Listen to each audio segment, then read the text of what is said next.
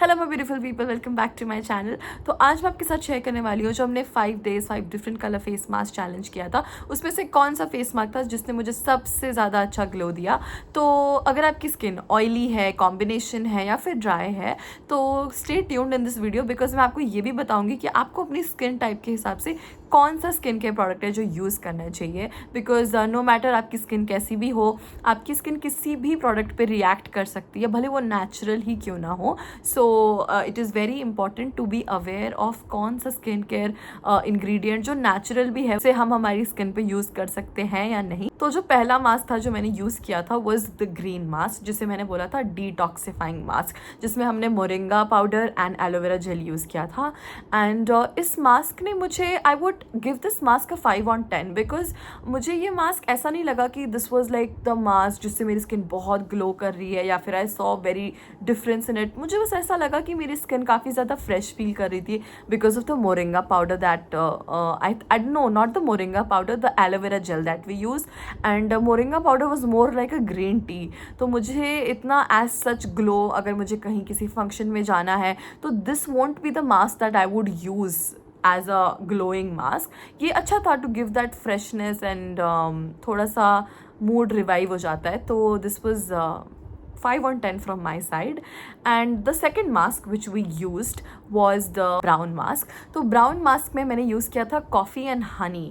तो मैंने उस वीडियो में भी आपको बताया था कि मुझे इंस्टेंटली ऐसा नहीं लगा कि मेरी स्किन बहुत ज़्यादा डी टैन हो गई है, जो कि हमारा day 2 was a D tan mask. तो मुझे ऐसा लगा कि मुझे ऐसा लगा कि I think D tanning remove करने के लिए उसे मे बी 3-4 बार और अप्लाई करना पड़ेगा, तब जाके आपकी टैनिंग बहुत अच्छे से हटेगी। 6/10 for the detan removing. Now the third mask that we use was the purple mask. Now मुझे स्किन केयर में I love doing skincare, as you know.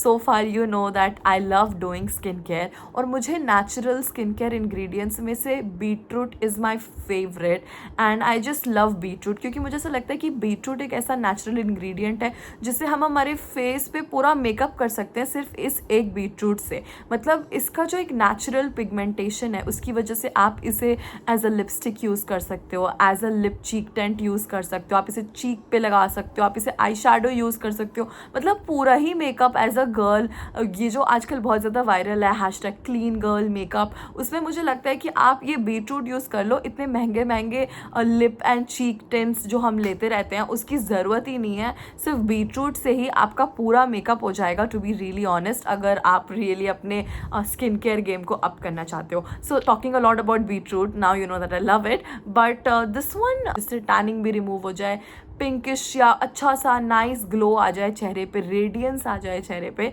तो मुझे इसके लिए मुझे ये वाला mask was like it was still my favourite, so I would give it 8/10 but not the one.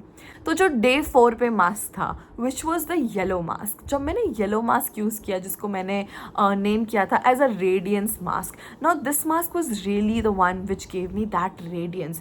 और जो हमारा वाइट मास्क था जो मैंने यूज़ किया था, जिसमें मैंने यूज़ किया था rice flour and honey, and yellow mask में हमने यूज़ किया था बेसन, हल्दी एंड कर्ड। तो वो वाला जो मास्क था, इन दोनों मास्क में से मैंने आपको क्लियरली बताया था कि अगर कोरियंस के पास राइस है तो हम इंडियंस के पास भी बेसन एंड हल्दी है। जब मैंने वाइट मास्क यूज़ किया था तो वाइट मास्क ने मुझे काफ़ी ज़्यादा टाइटनिंग दी थी, बिकॉज आई थिंक वो जो मैंने राइस फ्लोर लगाया था उसके सूखते ही, मतलब with in a few seconds, जब वो धीरे धीरे ड्राई हो गया था मेरे चेहरे पे, तो मुझे 1-2 मिनट में से वो टाइटनिंग फील हो रही थी। इवन जब मैं उसे रिमूव कर रही थी अपनी स्किन से तो मुझे वो टाइटनिंग महसूस हो रही थी मेरे चेहरे पे, बिकॉज मैंने पानी से रिमूव किया था। तो मुझे वो फील हो रहा था कि थोड़े बहुत अगर फेशियल हेयर होते हैं ना हल्के से, वो भी रिमूव हो रहे हैं उसके साथ। तो नो डाउट कि rice mask is good, is very nice, but ऐसा नहीं था कि मेरी स्किन बहुत ज़्यादा ग्लो कर रही थी। जो इसके लिए मैं इस राइस मास्क को 9/10 दूंगी if you want to use it. हर एक इंग्रेडिएंट ना, ये yellow mask was the one जो मेरा फेवरेट था and I really really loved the yellow mask. I just felt कि मेरी स्किन एकदम से ऐसे ग्लो कर गई मेरे चेहरे पे। मुझे मतलब 4th डे पे मुझे ऐसा लगा कि यार ये मास्क ना कुछ अलग ही है। इवन आफ्टर 1-2 घंटे मुझे, मतलब मेरी स्किन बिकॉज ऑयली और मेरा जो टी जोन एरिया है वहाँ पे ना बहुत ज़्यादा ऑयल प्रोड्यूस हो जाता है, तो ऑयल कंट्रोल भी हुआ मेरे चेहरे पे। आई डोंट नो वो बेसन की वजह से हुआ या फिर वो टर्मरिक से हुआ, मुझे नहीं पता, बट कुछ तो था उसमें जिसकी वजह से मेरे चेहरे पे उस दिन मुझे बिल्कुल भी ऑयलीनेस फील नहीं हुई। एंड इवन आफ्टर दैट तो मैंने काफ़ी दिन लिया ये वीडियो शूट करने के लिए, बिकॉज मुझे नेचुरली मतलब मुझे देखना था कि हम 5 दिनों तक 5 अलग अलग तरह के इंग्रेडिएंट्स अपने चेहरे पे यूज़ करें, तो ऐसा तो नहीं कि कोई या पिंपल मेरे चेहरे पे या रेडनेस आ जाएगी, जो कि कुछ भी ऐसा नहीं हुआ, touch wood. And that is why it took me really long to make this video for you all. So yeah the winner is the yellow mask. So जैसे कि मैंने आपको प्रॉमिस किया था कि मैं आपको बताऊंगी कि आपकी कैसी भी स्किन टाइप हो, आपको कौन सा स्किन केयर इंग्रेडिएंट नेचुरल भी चाहे वो हो यूज़ करना चाहिए। तो सबसे पहले मैं आपको ये बताना चाहती हूँ कि कोई भी इंग्रेडिएंट हो आप उसे पहले कैटेगराइज कर लो।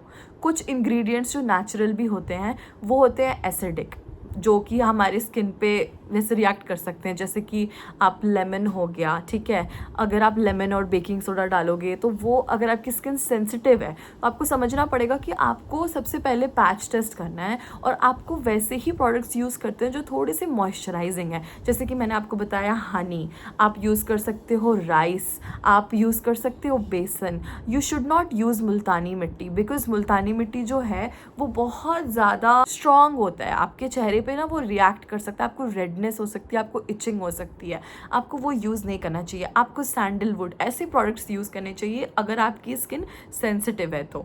Now how will you know कि आपकी स्किन सेंसिटिव है या नहीं है? अगर आपको बहुत ज़्यादा ऑयल नहीं स्किन पे आता है, मतलब आपको नहीं लगता कि आपकी स्किन चिपचिप हो रही है, ह्यूमिड हो रही है, तो आपकी स्किन ऑयली तो बिल्कुल भी नहीं है।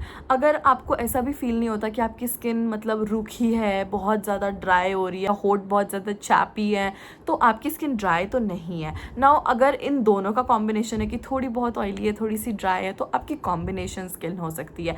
नाउ अगर इन तीनों में से कोई भी केस नहीं है तो आपकी स्किन सेंसिटिव होगी। जो आप नोटिस करो कि अगर आपने कोई नया फेस वॉश यूज़ किया है या फिर आप कुछ अलग तरह का, अगर आप बहुत ज़्यादा चेंज करोगे अपने स्किन केयर को तो आप लगाते हो। बहुत ज़्यादा एक्सपेरिमेंट नहीं करना चाहिए, अगर लगाना ही है तो try buying little Korean products या फिर लाइट वेट प्रोडक्ट्स, जैसे मिनिमलिस्ट के कुछ अच्छे अच्छे प्रोडक्ट्स है। Just a personal recommendation, Dottin की इज़ रियली गुड, वो आपकी स्किन पर रिएक्ट नहीं करेगा इन द वीडियो। और अगर आपकी स्किन इन चारों में से कुछ नहीं है ना, तो आप काफ़ी ब्लेस्ड हो। तो girl, you are blessed and amazing. So yeah that is all about it. और अगर आपको ये 5 वीडियोस जो मैंने शूट किए थे वो अगर आपको एक बार में चाहिए तो मैंने इसकी प्लेलिस्ट भी बनाई है अपने चैनल पे, which is 5 organic face mask, तो आप वो चेकआउट कर सकते हो मेरे चैनल पे। And if you want me to do more skin care weekly challenges या कुछ सीरीज, अभी मानसून है तो मानसून से related if you want any remedies please comment down below and let me know and I will make that video for you for sure. And until then, take care, bye bye.